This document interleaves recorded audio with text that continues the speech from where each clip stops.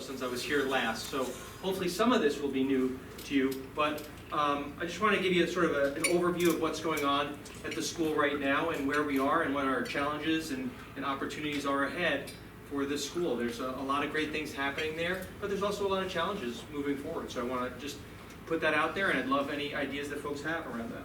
So really the school is basically all about the kids, and in our motto, children are at the heart of all we do, I really think that's the focus of what we do on a daily basis. We try to focus on them, their learning, their enjoyment, their growth, their development, and we try to provide a lot of different opportunities for them in our community and beyond. So the journey so far, sort of what I've been doing for the last 3 years. Year number 1 was really about me getting to know this place and understanding this place. So it was really about building connections. I met with so many people as individuals throughout our community, from people who had lived there their whole lives, who were up in their 90s and had gone to school at what was the grade school, or had graduated from it when it was a high school many years before, and learned about all their connections and all their experiences, and then all the kids who have been up and coming through the years as well, to really understand what makes this area, Bennington, North Bennington, southwestern Vermont, just such a great place to be. And it was I think that really helped me ground myself and really root myself in the experience here. Year 2 was really getting a deeper understanding of the institution, what we were doing, what we needed to do going forward. And we spent a good portion of that year developing a strategic plan for the school, looking ahead, what we're going to do, how we're going to get there for the next 3 to 5 or even more years beyond that. So that's really what year 2 is about, and I think that we are making progress along each of those goals around our strategic plan. And it's not something that is a stagnant document in any way. It really has to be something that changes and morphs over time as we need it to. Year 3 was making a couple of changes, and some of those things were, one of the things I learned in my first year was how much the school was a community school and connected to place, really connected to this place. And we were already doing it, but we didn't have the words to necessarily say how we're doing it. There's sort of a model in education now where you look at place-based education, which is something that's been happening for a while, but people haven't always used the language around that, which is really about utilizing the place you are, and if you can understand what's going on there really well enough, then you can understand the world beyond. And for our age group, trying to understand what's happening in Africa or Asia is very hard for younger kids because we're a pre-K through 6 school. So you really have to ground them in what's happening here in our community, and then you can take some of those leaps to what's happening in other parts of the world. So if we really focus on place here, understand our place in the world, then you can understand the world beyond as well. And we have so many connections that make that possible. We've also gone through some challenges and change, and I'll talk about those in a moment, but the big thing is really emphasizing the partnerships that we have. I think that's really the way our school is going to continue to be successful down the road, is really fostering those connections, growing those connections, and developing new ones.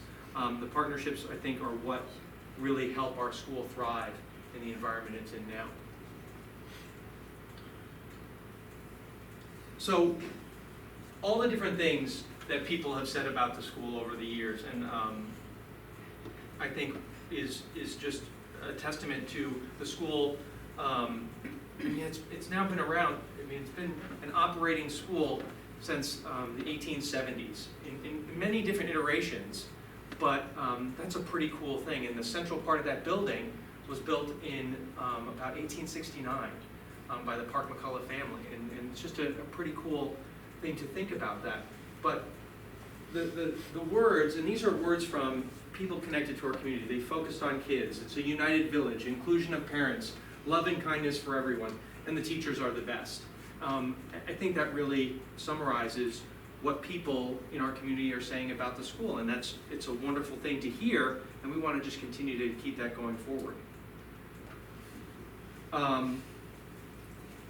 we go out into the community to try and be a part of things on a regular basis. We have a big celebration around Veterans Day. If it happens on a school day, we bring the majority of the students down to participate in that parade, which has been a great experience for all. We try and invite people into our community, and we were lucky enough to bring in the governor for a visit at one point, which was a pretty neat thing for the kids to be able to get up close to him and talk to him and ask questions and things like that. And we had a little bit of a press conference with him where the kids asked questions, which was really kind of neat. So the strategic plan that we came up with, it sort of had 5 major goals. It involved the faculty and the staff, it involved the board over a couple of days of a retreat, and a lot of input from a lot of other people. And we came up with 5 major goals. 2 of them were programmatic, and 3 of them were more institutional. You know, how do we keep the institution alive? What's going to make it work going forward? The programmatic goals that we thought were the most essential, and I think this is where the rubber meets the road. This is what we're doing. This is the work for the kids. The institutional stuff is keeping the doors open and the lights on and things like that. But what's really important is what are we doing with the kids on a daily basis? So the focus is really being that we want to invest time and energy and resources to strengthen and enhance our academic, social, emotional, and civic curriculums. So we have spent effort and time and money doing that going forward. We've come up with some new things, statements around technology, how we want to use that in the classroom, what we feel is the most appropriate way. We've brought in people to work on how trauma is impacting kids in our area, and as we see in the papers all the time, it's a much bigger, it's more pronounced than it's probably ever been before for a lot of kids. So how do we deal with those kids on a regular basis? How do we help them to be the best students that they can be, no matter where they are on the spectrum? And we've also focused a lot recently on growth mindset. And the idea there is that if you come into a space, and if you're constantly of a mindset saying, I can't do this, I can't do that, I can't grow, I can't learn it, I can't do math. And I was a math teacher for many years. And I can't tell you how many times I've sit down with, at a parent-teacher conference and sit down with the family, and I explain, well, your child might be struggling a little bit in math, and the parent would be like, oh, it's okay, I wasn't good at math either. That is absolutely the wrong thing, because everybody can be good at math. Everybody can be a mathematician. Everybody has that potential, but by saying things like that, we give ourselves permission to not do the work or to not put in the effort. And if we allow that kind of a mindset to invade anything that we do, we're not going to reach the potential that we have. And we see it in kids so young, and we have to figure out ways to turn that around. When you sit down with a group of kids in kindergarten or 3rd grade or something like that, and you go, how many of you are artists? They all like, oh yeah, they're like waving their hands, yes. 3rd grade, there's, a couple of them are like, yeah. By 5th and 6th grade, they're not raising their hands anymore, because they've started to feel like they're not good enough. They're not, and we want them all to still be enthusiastically raising their hands, whether it's art, whether it's math, whether it's reading, writing, speaking in public, all of those things. We want them to be genuinely enthusiastic about that. So really focusing on growth mindset in all the subject areas is a huge focus of what we're doing going forward. And then I also talked about the place-based approach, which was, again, it's just a natural building upon what we were already doing. A number of the teachers already were going out into the community and doing all sorts of wonderful things. We have I think one of the best teachers around, who's Pat Gibbons in our 4th grade class, and she, for years and years, has been doing a project where they really learn about the history of the Park McCullough family and all their philanthropic work in this area and what the family did. And so they learn all of that history, then they embody characters from that family, and then go over to the house and take the tour and learn where they sat in the rooms and things like that. So it takes that learning to make it into such a reality for the kids, and then such a point of pride for them that this is what happened in their area. This is their history. This is the history of their community. So those kinds of things have been happening in our school for many, many years, and we just want to capitalize on those kinds of experiences. So one of the things we did this last year, we brought in some experts on this from David Sobel is out at Antioch University. He's one of the forethinkers in this work, and on forest kindergartens and things like that. And then we also brought in experts from the Teton Science School out in Wyoming on place-based education and how we could do that. And this year, every one of the classes focused on Perrin Creek and why that waterway is so important to our community and how it helped that community develop over time. And different grade levels focused on it in different ways. Some were looking at the macroinvertebrates living there and the quality of the water and things like that, and then others were looking at how Lake Perrin formed because of the railroad. Because they put in the railroad in there, and then all of a sudden, the creek backed up and made this lake that we now all enjoy, but they didn't know why or how it came about until we started to learn a little bit more about it. The institutional ones are the practical ones, but they're also really important. You know, how do we remain financially sustainable? We do have to be able to pay our electric and oil bills. We do have to be able to pay our teachers. I mean, that's where the majority of our funding goes, is people.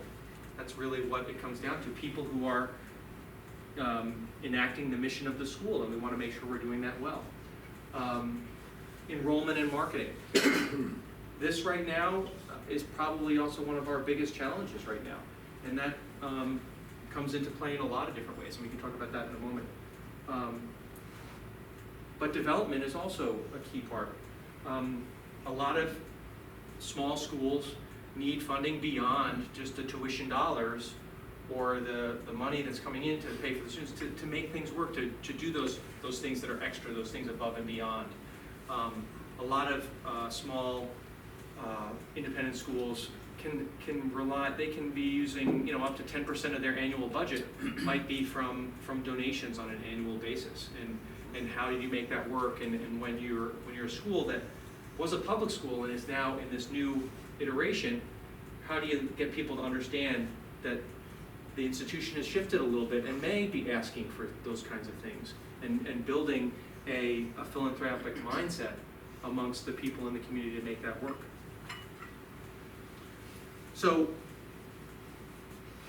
we have had to increase tuition over time, and that number is a little bit higher than what appears to be the money spent in the other schools in our area. But what I have learned in taking our budget apart and putting it back together and communicating with other institutions is that when they publish the per student spending in the area, there's a lot of factors that they don't put into those numbers. So their student spending looks at, you know, maybe it's $12,000 or something per student, where ours is almost 16. But what it doesn't account for is the federal dollars that come into the area, none of that gets counted in the per pupil spending. So for Title I funding and things like that, none of that money gets counted in that, what is they're calling the per pupil spending. So if you then take the $3 or $4 or $5 million that the federal government is inflowing into our area, then the per pupil spending goes up by $3,000-$4,000 per student, but it hasn't been accounted for in those numbers. So the only way we make it work is by our tuition dollars. We have no access to those federal dollars and things like that. So that's why our tuition looks a little higher than maybe the numbers in our surrounding areas. Health insurance costs, and any of you who are involved in business or taking care of people or human resources or anything, realize how much that is going up every single year. And when our staffing is our biggest cost, health costs are, it went up, 11.8% just this last year alone, to make sure that we're providing the best care we can for our staff. The other thing I mentioned was enrollment. And I think it was hard hit for this whole community, but Southern Vermont College closing for us is a big impact. We lost a lot of families. Some of those families had to up and leave because they needed new employment, and that's where we get our kids. And it's going to probably be a couple of years before we're able to recover from that. So we lost a number of families and students because of that change. So, you know, some of the houses in the area, North Bennington seems to be pretty popular as far as the real estate market, but what we're seeing is a lot of those homes that are snapped up so quickly are not the young families that are gonna have the kids. A lot of them tend to be more towards the retirees, and which is great that the housing market is so quick and houses are being sold and things like that, but for us to be viable long-term, and this is for the whole state, not just our little school, but we need the young families to be coming into this area and deciding to stay here to make it work. And then, you know, things that are really good but exciting work is the curriculum work. You know, really delving into that and what do we do well, what do we do, what can we do better, and how do we make that happen? I think I emphasized this before, but just to capitalize on some of the partnerships we have, these are just some of the things that the partnerships that we have that we rely on. Our biggest connections is just to our community itself and the relationship we have with the Prudential Committee, which is our local school district group, which we have a member of here right now. But these connections are what helps our institution to be so successful. The Vermont Arts Exchange and the work that they do for our arts department is tremendous. Bennington College, and they do a language program with us, and we have a Bennington College volunteer in the building just about every day, if not a couple of them every day, doing different things, which is a really neat relationship for us. And then just the countless other volunteers that are community members. I would say on average there are 4 to 5 volunteers in the building on a daily basis doing all sorts of different things, which is again, you know, what makes our community so special for the kids. So the Vermont Arts Exchange are the folks who do our arts program. And I would say, I mean, I'll go out on a limb, I would say that our visual arts program is probably one of the best around at this age group. I really believe that, having seen a lot of different schools out there. They're being exposed to so much and just getting to do so many different things, and it's because of that partnership with the Vermont Arts Exchange. Highland Hall Gardens, we have a great relationship with them. 6 weeks in the fall and in the spring, the kids go over there. They learn about the science of planting and gardening, nutrition, history, math. They incorporate all of it. They're doing also rows for hunger now, so they're planting rows of crops that can be harvested and given to the local food banks. And then they also have a small farmers market. It's a little smaller in the spring because there's not as much stuff going on, but in the fall, they actually pull in quite a bit of produce that we sell at the school, and the kids are so excited to sell it to their families and say, hey, you know, these are things I grew, and we just sell it to our families. It's not, but it's a really neat thing. And then some of the kids are trying things that you never would, you know, like if they hadn't grown it themselves, they'd be like, oh, I don't want that green something or other, kale, I don't know. But when they've taken part in growing it, they're, you know, pulling it off the plant and chomping it, and Mom, you gotta buy this, Dad, you gotta buy this. This is good stuff, and they'll teach their parents how to prepare it too. This has been a wonderful joint venture for a lot of different organizations in North Bennington, including Head Start, the Park McCullough House, Vermont's Arts Exchange, the library. I'm sure I'm going to miss, you know, a couple of other organizations that have been involved in the planning of it, and businesses. The fire department has been involved, but we decided to just celebrate community and have this wonderful party, inviting everybody there, and it has been an unbelievably wonderful celebration. We've had music there. Last year we had a ballet come and be performed.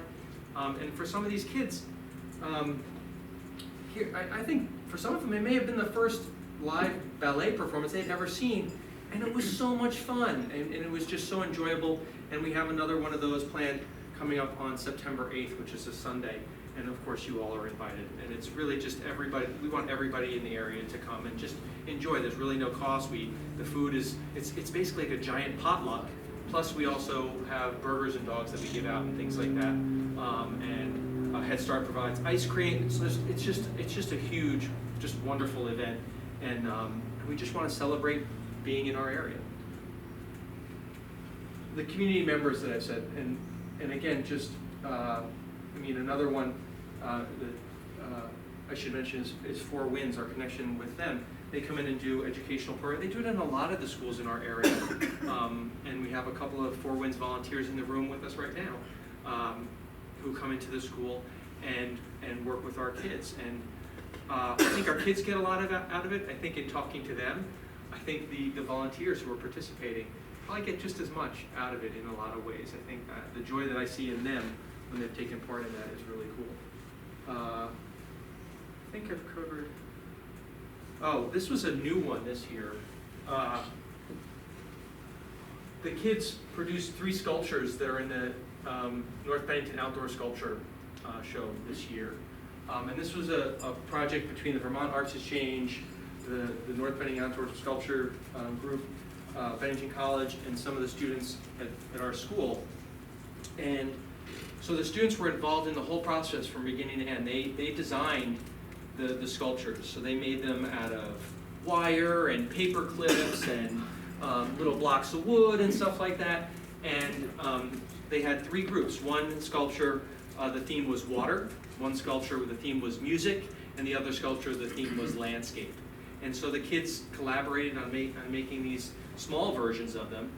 Then they were invited to Bennington College, and they took their small version, and the artists there helped them turn it into metal sculptures that were bigger than me, so that they had to scale up their sculptures and do the math and the work, and they got to see the welding process in making it happen. And in just a matter of a few hours, they were able to take those little ideas that they had come up with and make full-scale sculptures. And then later on they got to paint them, and now they're on display in the sculpture show. And they turned out so amazing. And the kids who were involved in that had just a tremendous experience. This year was a pilot. I think next year we're going to try and involve everybody in the school in making that happen. And we want to continue that going forward as well. Future ideas. There are forest programs and what they call forest kindergartens cropping up in a number of different areas. There's one over in the Saratoga area. There's a couple in different parts of Vermont, a couple in New Hampshire. It's actually coming out of some work in Germany is really where this sparked and has taken off. But the idea is getting young people, and it's been happening for years, but the idea is really immersing them in it, where they go on a weekly basis out into the woods and spend a couple hours or something like that out there. And so we're going to try and capitalize that, and I think, in the year to come or so, we're going to try and pilot it in our kindergarten and take them out, whether it's Mile Around Woods. We've also made an arrangement with Lake Perrin, because they have the wonderful facility there that even in the dead of winter, they could be going there and then have a place to go inside and shelter if they needed to. So we're hoping to pilot that this year.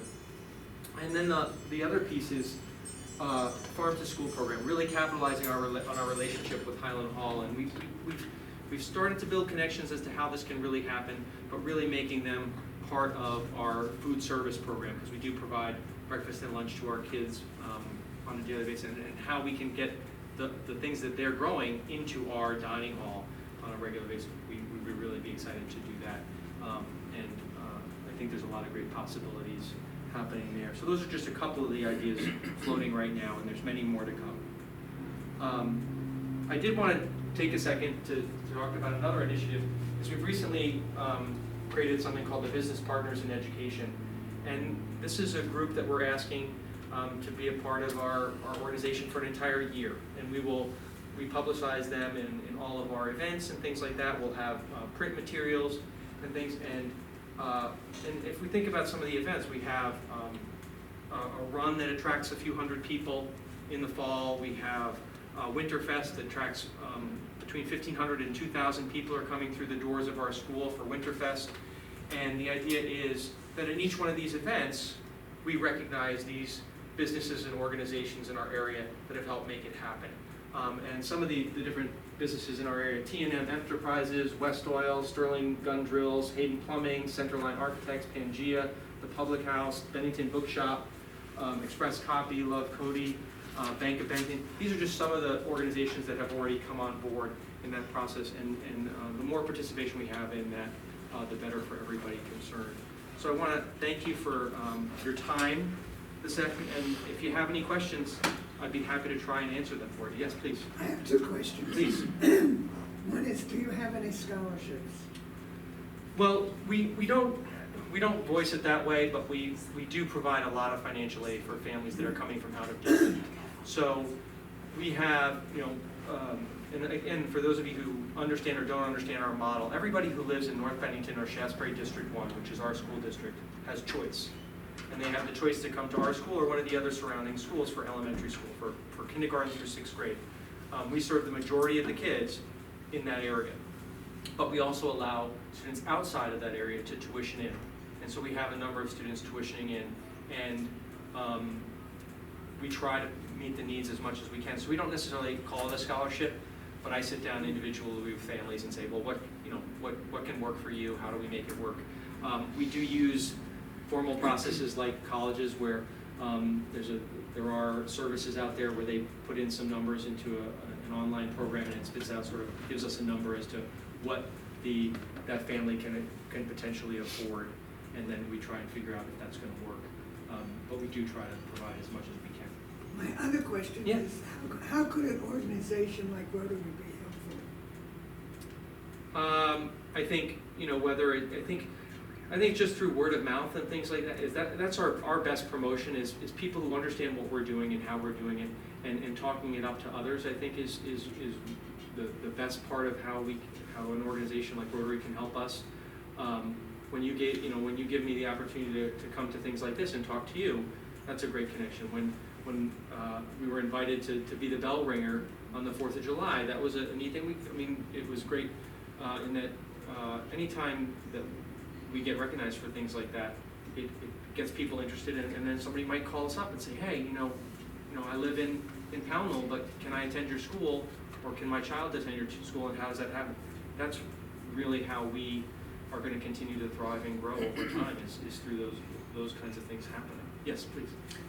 Any long-term plans to extend those grades to middle school and high school?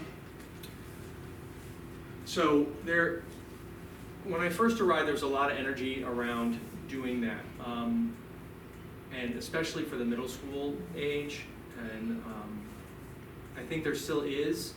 The challenge there is that as it stands right now, choice stops in 6th grade.